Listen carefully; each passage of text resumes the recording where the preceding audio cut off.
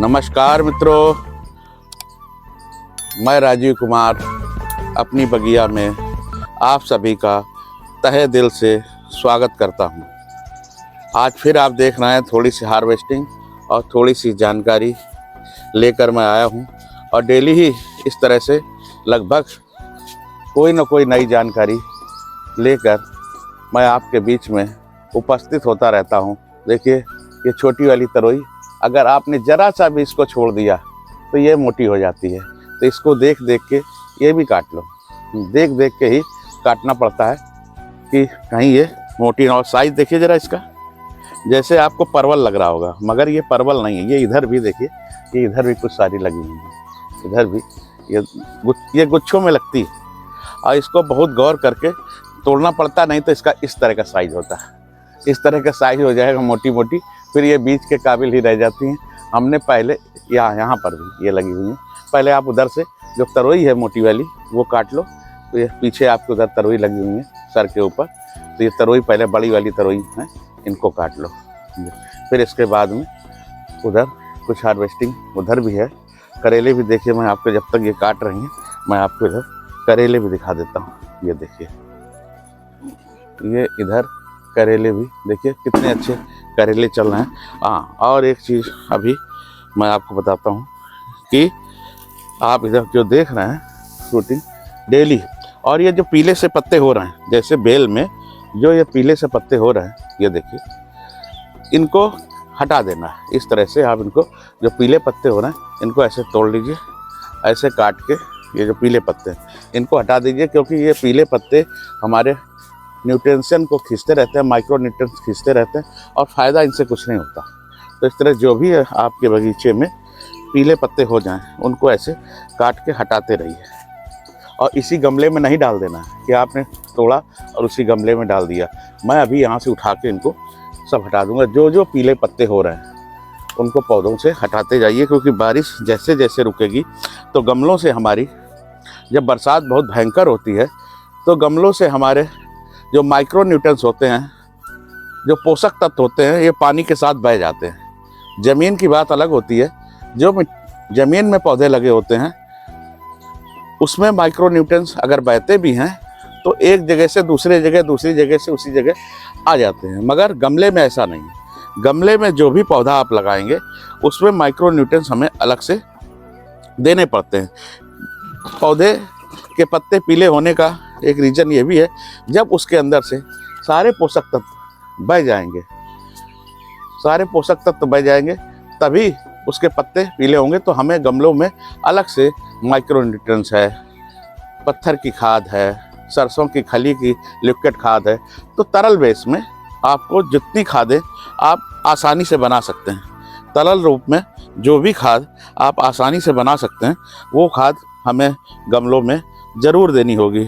अब देखिए, गुलदावरी का सीज़न आ रहा है और मैंने पहले से ही यहाँ पे काफ़ी गुलदावरी मैंने लगा रखी हैं, जिससे सर्दियों में इनसे खूब अच्छी फ्लावर और खूब अच्छे फूल इसमें आ सकें। अब देखिए, तरल खाद की बात आई थी तो मैंने यहाँ पे कितनी तरह की तरल खाद बना रखी है।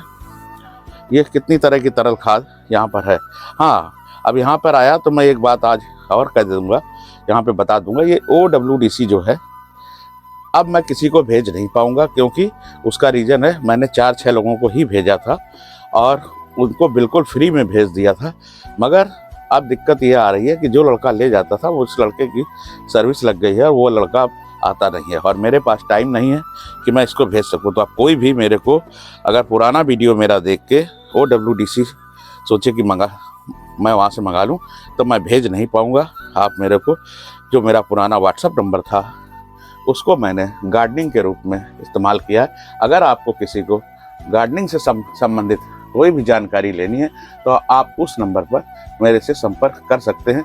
OWDC अगर किसी को मंगाना है तो आप हिमगिरी, गौर से सुने, हिमगिरी प्राइवेट लिमिटेड से आप मंगा सकते हैं, या फिर ये अमेज़ॉन में भी, मैंने कल ही देखा था कि अमेज़ॉन में भी इसकी सीसी उपलब्ध है। आप वहाँ से भी एक सीसी मंगा सकते हैं, या फिर हिमगिरी से मंगाएं। मेरे को अगर कोई भी व्हाट्सअप करेगा कि OWDC भेज दीजिए, तो मैं भेज नहीं पाऊँगा। उसके लिए मैं क्षमा मांगता हूँ कि मैं किसी को OWDC भेजने के में सक्षम नहीं हो पाऊँगा। आज के बाद जो भी लोग मेरा पुराना वाला वीडियो देखेंगे उसको देखकर OWDC का ऑर्डर ना करें और ना ही मैं भेज पाऊँगा। देखिए इधर भिंडियाँ, हाँ पोषक तत्व वाली बात थी, मैं बातों बातों में इधर चलाया। अब देखिए जो गमले में पोषक तत्व रहते हैं वो सारे पोषक तत्व मैं इस तरह से लेकर, ये पोषक तत्व गमले में आपको बारिश के बाद डालना पड़ेगा। अगर गमले में आप बारिश के बाद इन पोषक तत्वों को नहीं डालेंगे तो फ्रूटिंग अच्छी नहीं मिलेगी, क्योंकि अच्छी फ्रूटिंग के लिए गमलों के अंदर जो हमारी मिट्टी में जितना पोषक तत्व होता है वो पानी के साथ बह जाता है।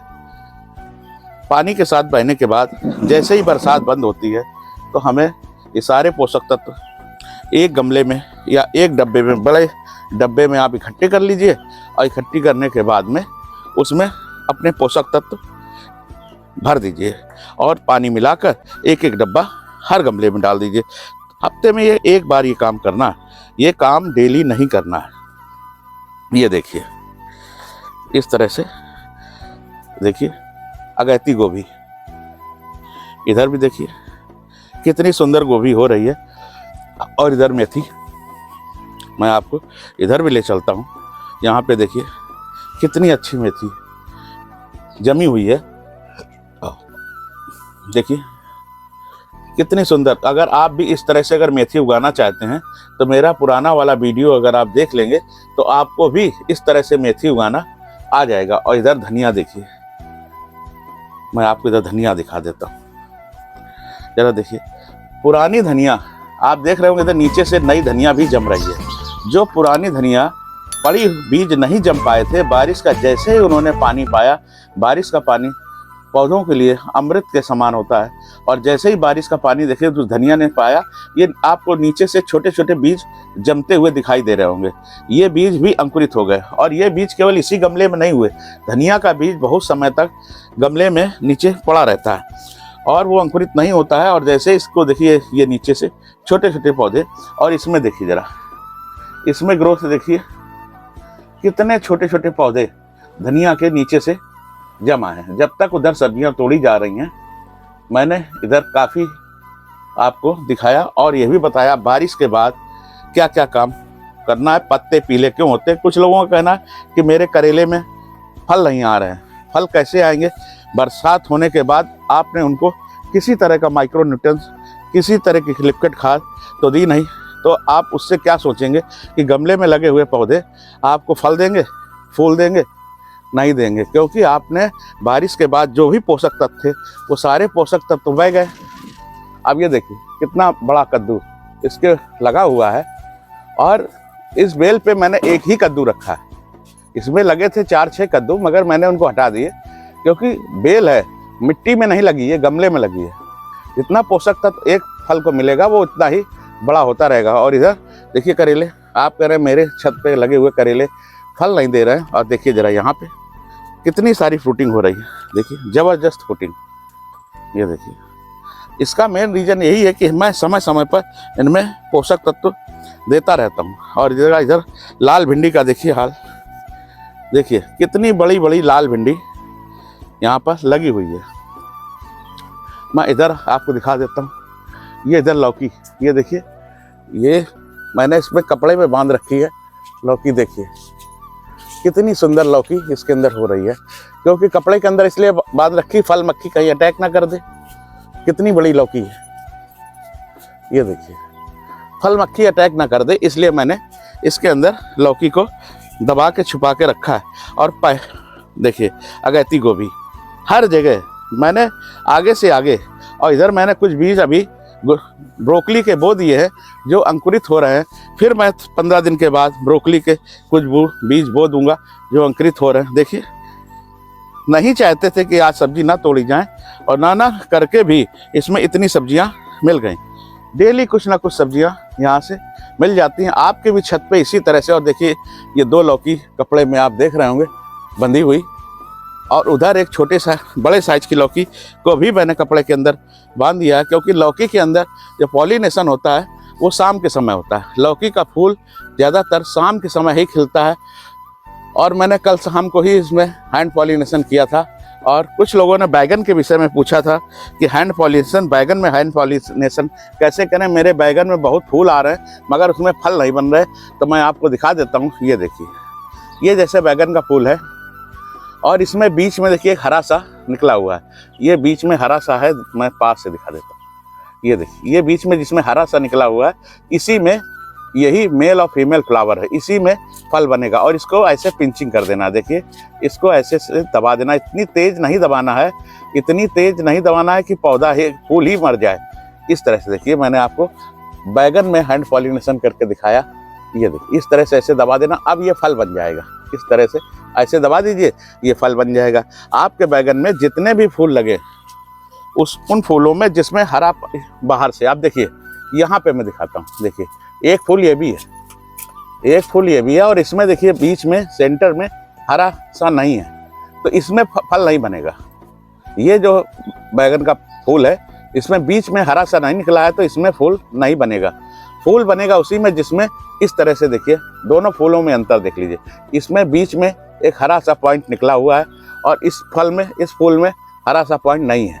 तो जो इसमें हरा सा पॉइंट है उसी को आपको दबाना है, उसी में फल बनेगा।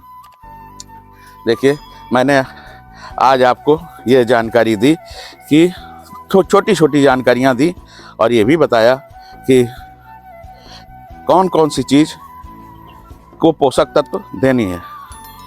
जय हिंद, जय भारत, जय किसान।